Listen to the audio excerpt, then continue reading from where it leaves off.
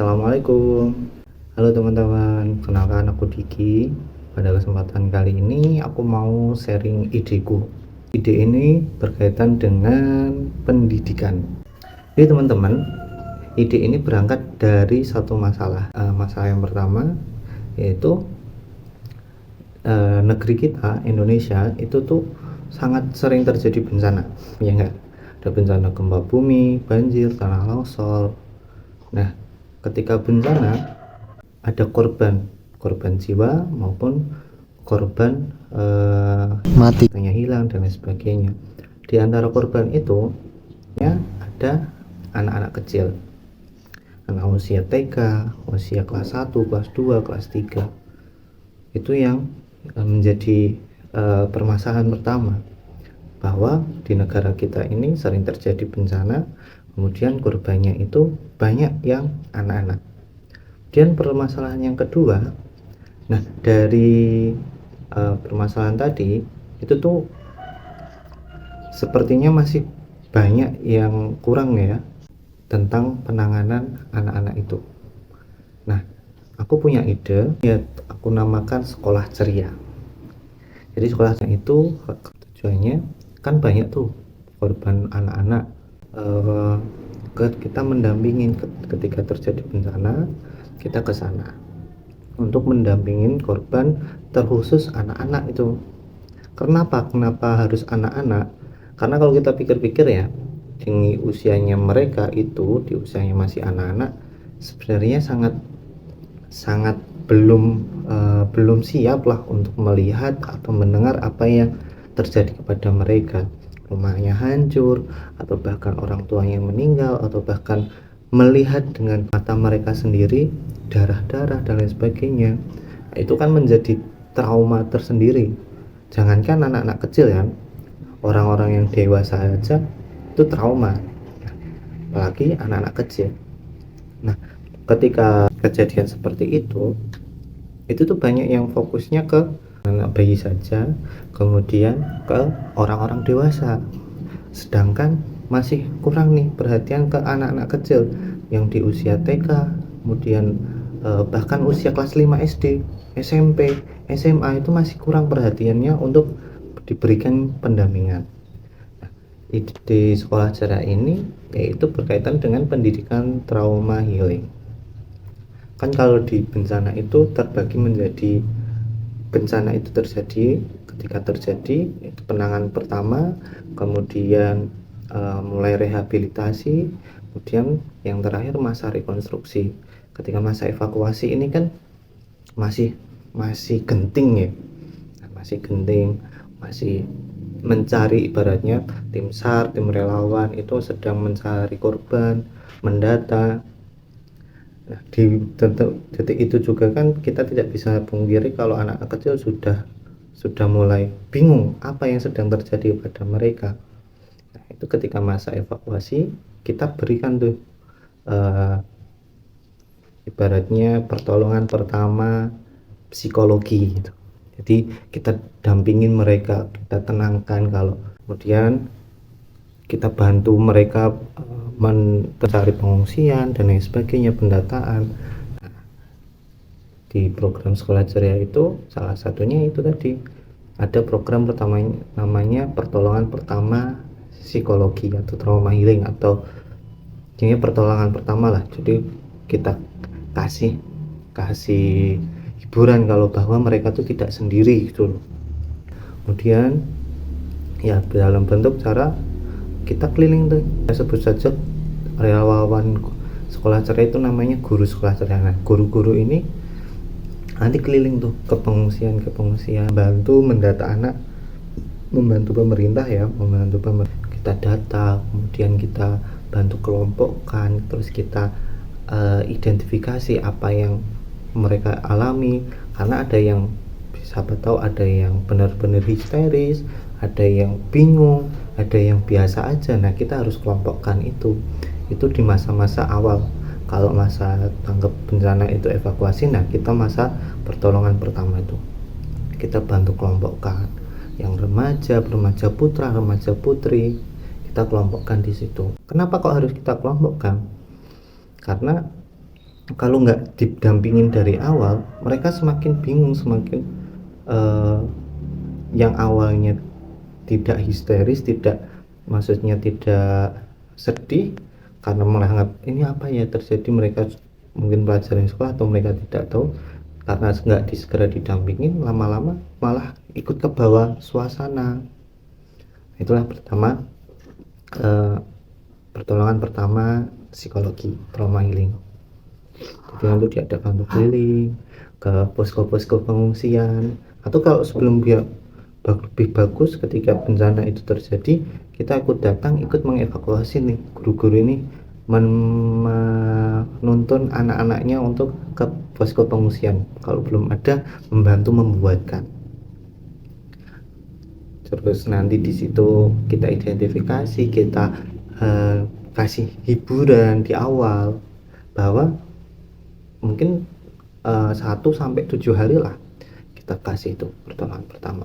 Kemudian yang kedua, setelah itu kita kan setelah evakuasi selesai akan ada masa rehabilitasi, pendataan, kemudian pembangunan rumah, orang tuanya membangun rumah, kalau membangun rumah kembali dan lain sebagainya. Nah, kita buat atau bahkan sekolahnya hancur. Nah, di masa rehabilitasi ini, guru-guru sekolah ceria itu membuat posko-posko pendidikan sekolah di posko pengungsian. Jadi kita membantu tuh kan, sekolah guru-gurunya mereka juga kadang kan menjadi korban. Jadi mereka, guru-guru mereka yang hari biasa mungkin belum sempat untuk mengajar ya karena mereka masih ngurus dirinya sendiri.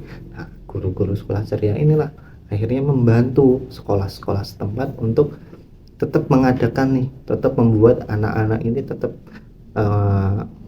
merasakan rutinitas biar tidak larut dalam kesedihan. Nah, dibuatlah nanti di situ, dan namanya kelas-kelas lah, kelas-kelas trauma healing.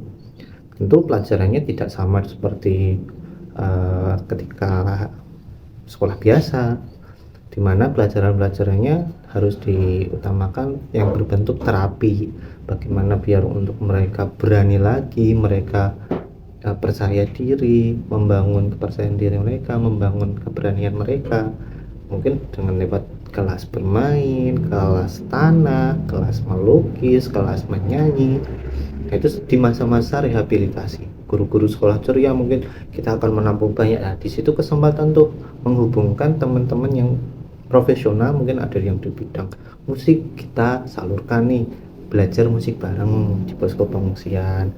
Ada ya teman-teman mahasiswa atau profesional yang suka menggambar, kita hubungkanlah nanti belajar menggambar bersama.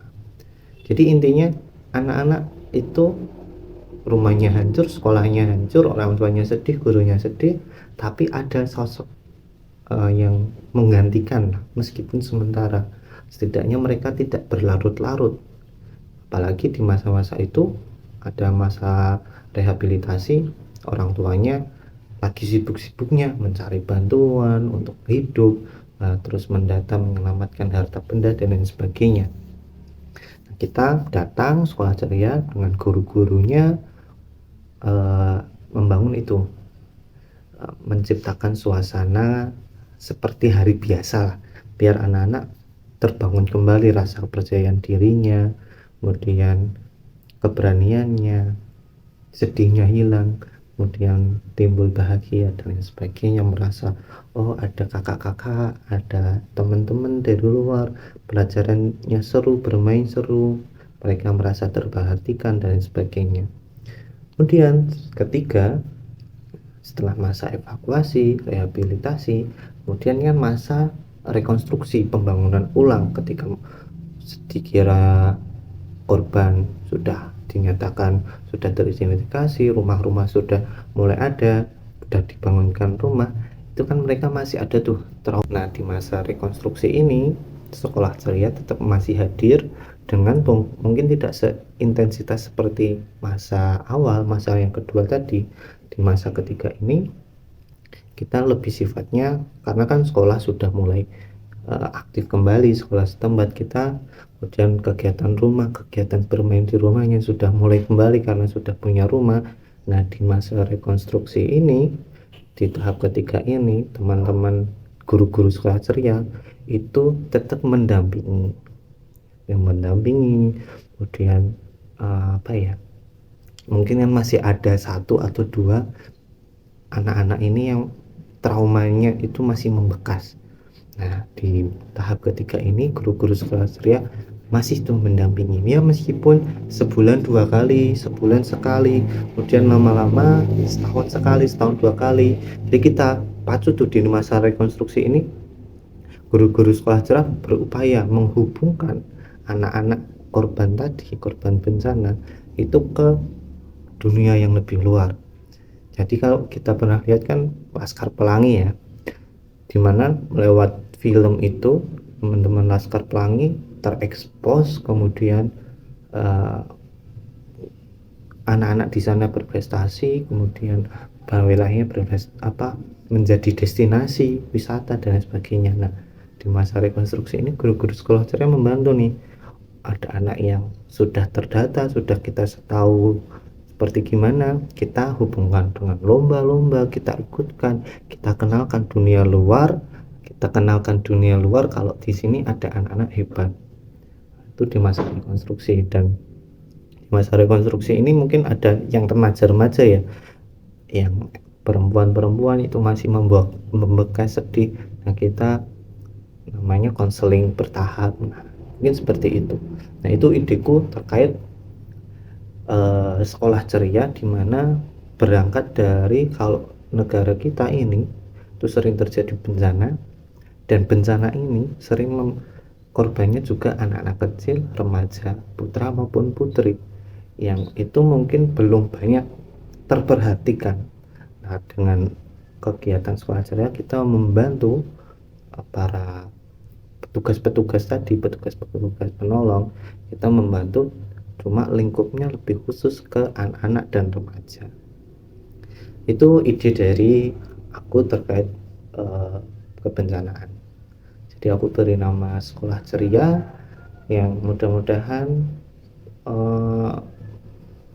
yaitu tadi kita di situ membangun keceriaan kembali, membangun keceriaan anak-anak. Dan informasi ya, ketika aku ngomong ini, sekolah ceria ini sudah aku usahakan bersama teman-teman untuk mengadakannya di bencana. Ada bencana di Semeru tahun 2021, kemudian bencana di Cianjur tahun 2022. Ya seperti itu, cuma harus dikembangkan lagi karena ternyata realitanya masih kurang dan masih banyak anak-anak yang tidak tersentuh dengan pendampingan ketika mereka pasca terjadi bencana. Dan sebelum saya tutup untuk satu video ini, kita harus ingat kalau bencana itu bukan cuma bencana alam, ada namanya bencana sosial. Contoh bencana sosial, mungkin di sekolah itu habis terjadi di kota ya, sekolah di kota tidak terjadi bencana banjir saja, tapi setelah di sekolah itu setelah terjadi perundungan, bullying, atau bahkan ada kasus kriminal, pembunuhan. Nah, itu kan menciptakan suasana trauma juga. Sekolah ceria juga bisa hadir untuk ke sana, ke sekolah-sekolah keliling, membantu mengantisipasi, mengurangi bullying tadi, perundungan dan lain sebagainya. Bagi teman-teman yang mempunyai ide yang sama, mudah-mudahan kita bisa bertukar cerita, bertukar pendapat, bertukar ide untuk menguatkan, untuk menciptakan solusi bagi orang-orang yang membutuhkan. Dari saya, terima kasih. Sampai jumpa di ide-ide selanjutnya. Assalamualaikum warahmatullahi wabarakatuh.